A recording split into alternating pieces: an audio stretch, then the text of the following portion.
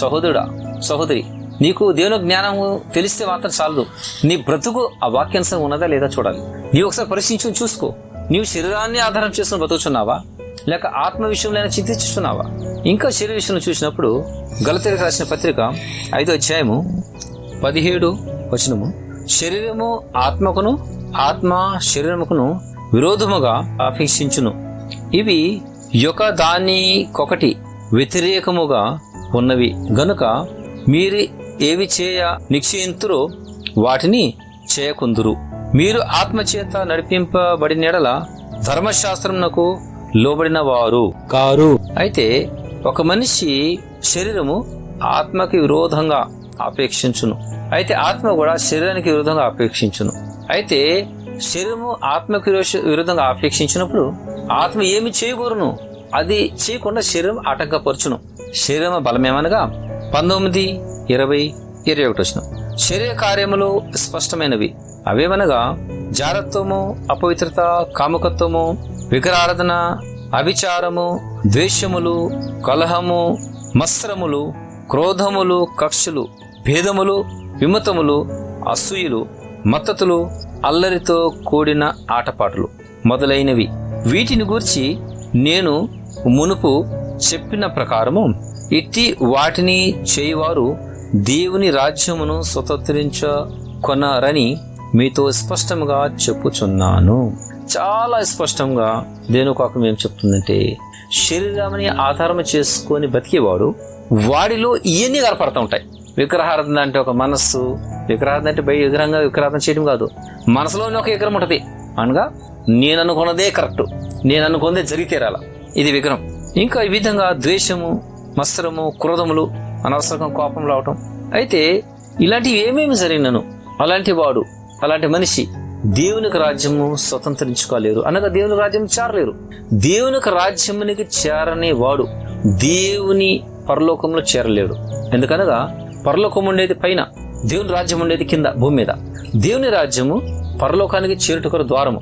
ఈ దేవుని రాజ్యం ప్రవేశించిన వాడే రేపు పరలోకానికి చేరేది. ఈ యొక్క భూమి మీద దేవుని రాజ్యంలో ప్రవేశించిన వాడు పరలోకానికి చేరలేడు. గనుక ముందు దేవుని రాజ్యంలో ప్రవేశించడం అవసరం. దేవుని రాజ్యం గురించి యోహాను సువార్త 3వ అధ్యాయంలో రాయబడి ఉన్నది. 5వ వచనం, యేసు ఇట్లా నేను ఒకడు నీటి మూలంగాను ఆత్మ మూలంగాను జన్మిస్తే గాని దేవుని రాజ్యంలో ప్రవేశింపలేడని నీతో నిశ్చయంగా చెప్పుచున్నాను. నీటి మూలము, ఆత్మ మూలం అంటే ఏమిటో నేను గత సందేశంలో చెప్పుకుంటున్నాను. అయితే ఒక మనిషి దేవుని రాజ్యంలో ప్రవేశించాలంటే ఏం చేయవాలంటే మొట్టమొదట తన శరీరంలో అదుపును పెట్టుకోనవలేను. గలతీయులకు రాసిన పత్రిక 5:16 నేను చెప్పునదేమనగా ఆత్మానుసారముగా నడుచుకొనుడి, అప్పుడు మీరు శరీరేచ్ఛను నెరవేర్చారు. అయితే ఆత్మానుసారంగా నడుచుకుంటే ప్రయాసపడాల, శరీరాన్ని సెకండరీ చేయాల. ఇప్పుడు దాకా ఒక మనిషి ఒక జీవించే ప్రాణం వలె ఉన్నంత వరకు శరీరాన్ని ఆధారం చేసుకుని బతుకుతున్నాడు. కానీ ఒక మనిషి ఎప్పుడైతే నూతన జన్మ పొందుతాడో అప్పుడు శరీరానుసారంగా నడవటం అనేది అది దేవునికి నచ్చదని, శరీరానుసారంగా నడుస్తానుంటే, శరీరాన్ని ఆధారం చేసుకుని బతుకుతూ ఉంటే దేవుని సంతోషపరచమని వీలు కాదని, దేవునికి అది విరుద్ధమని అర్థం చేసుకుని పిమ్మట అప్పుడు శరీరాన్ని సెకండరీ చేసి మరి ఒక ఆత్మ అనుసారంగా నడవడానికి ప్రయాసపడును. ఇది ఆ మనిషిలో వచ్చే మార్పు. ఇది ప్రతి ఒక్క మనిషిలో రావాల్సిన మార్పు. ఈ మార్పు వచ్చిన తర్వాత అప్పుడు ఒక మనిషి అన్నింటిని పరిశీలించి చూస్తాడు. శరీరంలో ఏమున్నదో ఇప్పుడు చూస్తున్నాం, ఇంకా ఆ మనిషిలో మనసులో ఏమున్నదో అది కూడా ఒక నూతన జన్మ పొందిన మనిషికి అర్థమవుతుంది. మార్కు సువార్త 7వ అధ్యాయము 21వ వచనం నుండి 23వ వచనం వరకు, లోపలి నుండి అనగా మనుషుల హృదయములో నుండి దురాలోచనలను, జారత్వములను, దొంగతనములను, నరహత్యలను, వ్యభిచారములను, లోభములను, చెడుతనములను, కృత్రిమమును, కామ వికారమును, మత్సరమును, దైవ దూషణయు, అహంభావమును, అవివేకమును వచ్చును. ఈ చెడ్డవనియు లోపల నుండియే బయలువెళ్ళి మనిషిని అపవిత్ర పరచునని ఆయన చెప్పాను. అనగా ఒక మనిషి ఎంత పరిశుద్ధుడు, ఎంత అపవిత్రుడు తెలియాలంటే ఆ మనిషి నోటి నుంచి వచ్చే మాటలను బట్టి అర్థమవుతుంది అన్నమాట. ఆ మనిషి ఎలాంటి మాటలు మాట్లాడుతున్నారు అంటే, మనసులో ఎదుట ఎలాగ మాట్లాడుతున్నాడు, మరి ఒక మనుషులు వెనక ఎలాగ మాట్లాడుతున్నాడు, ఎవరితో ఎలాగ మాట్లాడుతున్నాడు, ఆ ఒక మాటలు బట్టి అర్థమవుతుంది ఆ మనిషి మనసులో ఏమున్నది అనేసి. మనసులో లేనిది నోటికి రాదు. మన ప్రభువుని యేసుక్రీస్తు చెప్పినది ఏమనగా మనసులో ఉన్నదే నోటికి వచ్చేది. దాంట్లో ఒక భయంకరమైనది ఏమిటంటే దూషణ కూడా, దైవ దూషణ. అయితే ఇవన్నీ హృదయంలో నిండి ఉంటున్నది అనేసి ఒక నూతన జన్మ పొందిన మనిషికి అర్థమవుతుంది. అప్పుడు ఏం చేయాలా? ఆ మనిషి హృదయమును మార్చుకోవటం ప్రయాసపడాలి. అయితే సొంత ప్రయాసంతో ఎన్ని సాధ్యమో కాదు. ఎందుకంటే బైబిల్ ఏం రాబడిందంటే ఇర్మియా 17:9-10 హృదయము అన్నిటికంటే మోసకరమైనది, అది ఘోరమైన వ్యాధి కలది, దాని గ్రహింపగలవాడేవాడు? ఒకని ప్రవర్తనను బట్టి వాని క్రియల ఫలము చొప్పున ప్రతీకారము చేయుటకు యెహోవా అను నేను హృదయమును పరిశోధించు వాడును, అంతరింద్రియములను పరీక్షించు వాడును. అయితే మనిషి హృదయం అంటికన మోసకరమైంది. అలాంటప్పుడు మనిషి తన హృదయమనుసారం కూడా నడుచుకోకూడదని అర్థం. నా ఇష్టం వస్తే చేస్తాను, నాకు నచ్చితేనే చేస్తాను, నాకు నచ్చకపోతే చేయను, నేను ఎవరు చెప్పినా కూడా వినను, నా హృదయానికి నచ్చితేనే చేస్తాను అనే డైలాగులు మనిషి యొక్క హృదయం ఎలాగున్నదో అది అర్థం చెప్తా ఉంటుంది. అనగా ఇదేంటిది, నేను ఆత్మానుసారంగా నడుస్తాను అనకుండా నా హృదయం అనుసారం నడుస్తాను, నాకు నచ్చితే నేను నడుస్తాను, నాకు నచ్చితేనే చేస్తాను, నాకు నచ్చపని చేస్తాను. అయితే నీ హృదయానికి నచ్చితేనే చేస్తావు, కానీ నీ హృదయము ఎలాంటిదో అది తెలుసుకుని అక్కర్లేదా?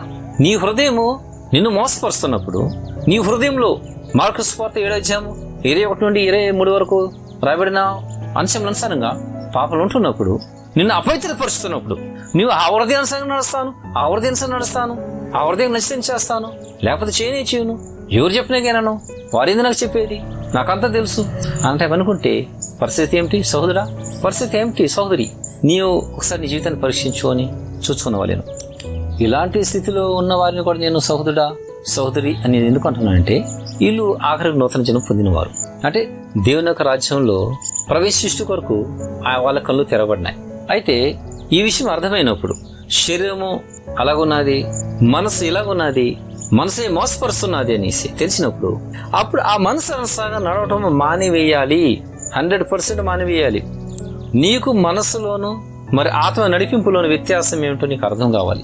చాలా మంది విశ్వాసులు మనసు ఒక నడిపింపును, ఆత్మ నడిపింపును విడివిడిగా అర్థము చేసుకునే స్థితిలో లేరు. అందుకనే మనసు అనుసారంగా నడుచుకుంటూ నేను ఆత్మానుసారంగా ఉన్నానని అనుకుంటారు. రక్షింపబడలేదు, నూతన జన్మ పొందారు, కొంచెం అర్థమవుతున్నది, అర్థమైనట్టుగా చేసేది లేదు. వాళ్ళు ఏమనుకుంటారంటే నూతన జన్మ పొందానుగా, ఇది చాలు, రక్షణ అంటే ఏమిటి అని ప్రశ్నించేవారు, లేక రక్షణ అంటే ఏమిటి అని ఎగతాళి చేసేవాళ్ళు కూడా ఉన్నారు. అలాంటి వారికి రక్షణ ఎలా దొరుకుతుంది? రక్షణ ఎలా దొరుకుతుంది అంటే, నూతన జన్మ పొందిన తర్వాత విషయాలను అర్థమవుతున్నప్పుడు మనసానుసారంగా నడవటము మానివేసి, శరీర క్రియలు వాటిని మానివేసి, శరీరమును ఆత్మకు లోపరుచుకొని, శరీరమును సెకండరీ చేసి వెనుక చేసి, ఆత్మను ముందు చేసి, ఆత్మ అవసరతను నెరవేర్చుకొరకు ప్రయాస పడవలేను. ఎప్పుడైతే ఒక మనిషి ఈ విధంగా చేయునో అది ఆ మనిషికి సాధ్యము కానే కాదు. ఎందుకనగా మనిషిలో పాపం ఉన్నది. ఆ పాపము మనిషిలో ప్రవేశించిన తర్వాతనే ఒక లోకము తయారైంది. ఆ లోకమే భయంకరమైన రూపంగా ఇప్పుడు ప్రపంచం ఉంటున్నది. ఆ లోకము దుష్టి వశంలో ఉంటున్నది. 1 యోహాను పత్రిక 5:18 మనము దేవుని సంబంధులమనియు లోకమంతయు దుష్టిని ఎందో ఉన్నదనియు ఎరుగుదుము. అర్థమవుతున్నదే, లోకమంతా దుష్టి వశంలో ఉన్నది. ఆ లోకం ఉండేది నేత్రాశ, శరీరాశ, జీవకడంపు. అయితే ఒక నూతన జన్మ పొందిన మనిషికి ఇది కూడా అర్థమవుతుంది. లోకం ఒక ఆధారం ఏమిటి, దేవుని యొక్క ఆలయం ఆధారం ఏమిటి. ఒక ఆధారం ఏమిటంటే నేత్రాశ, శరీరాశ, జీవకడంపం. 1 యోహాను పత్రిక 2:15, 16, 17 ఈ లోకమైనను లోకములో ఉన్న వాటినైనను ప్రేమింపకుడి. ఎవడైనను లోకమును ప్రేమించిన యెడల తండ్రి ప్రేమ వానిలో నుండదు. లోకములో ఉన్నదంతయు అనగా శరీరాశియు, నేత్రాశియు, జీవ డంబకమును తండ్రి వలన పుట్టినవి కావు, అవి లోక సంబంధమైనవే. లోకమును దాని ఆశ గతించి పోవుచున్నవి గాని దేవుని చిత్తమును జరిగించువాడు నిరంతరమును నిలుచును. అయితే లోకం అంటే ఏమిటి? లోకం యొక్క ఆధారం ఏమిటి? పిల్లర్స్ ఏమిటి? లోకం యొక్క పిల్లర్స్, ఏ పిల్లర్స్ పైన లోకం నిలబడిందంటే శరీరాశ, నేత్రాశ, జీవటం పైన నిలబడినది. అలాంటప్పుడు ఈ లోకం ఎవరి వశంలో ఉన్నది? దుష్టి వశంలో ఉన్నది. ఎన్ని విషయాలు అర్థమవుతుంది అనమాట నూతన జన్మ పొందిన వారికి. మీకు అందరికీ ఒకవేళ ఈ విషయం అర్థమవుతున్నాయంటే మీరు నూతన జన్మ పొందిన వారే. కానీ ఇవన్నీ అర్థమవుతున్న సమయంలో మీ లోపల ఒక బాధ ఏర్పడుతుంది. ఎందుకనంటే ఈ లోకము పీడిస్తున్న సమయంలో, శరీరాశ లాగుచున్న సమయంలో, నేత్రాశ లాగుచున్న సమయంలో, జీవక డమ్మకం లోపల మరి ఉత్పత్తి అయిన సమయంలో ఒక బాధ ఏర్పడుతుంది లోపల. ఎందుకంటే దీని నుంచి ఎలాగ విడుదల పొందాలి అనేసి ఒక ఆలోచన తీవ్రంగా లోపల వస్తూ ఉంటుంది. మనము రోమిలకు రాసిన పత్రిక 7వ అధ్యాయము 14 నుండి ఆఖరి వచనాలు చూసిన ప్రకారంగా అర్థమవుతుంటుంది నా పరిస్థితి ఇది.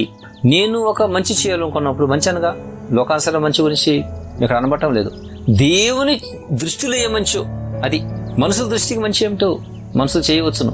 నాకు ఇది నచ్చుతుంది, నాకు ఇది మంచి, నా దృష్టికి ఇది మంచి అనేసి అనుకోని మనిషి కొన్ని మంచి పనులు, కొన్ని చెడ్డమైన కానీ వాటిని మంచి అనుకుని కూడా చేయవచ్చును.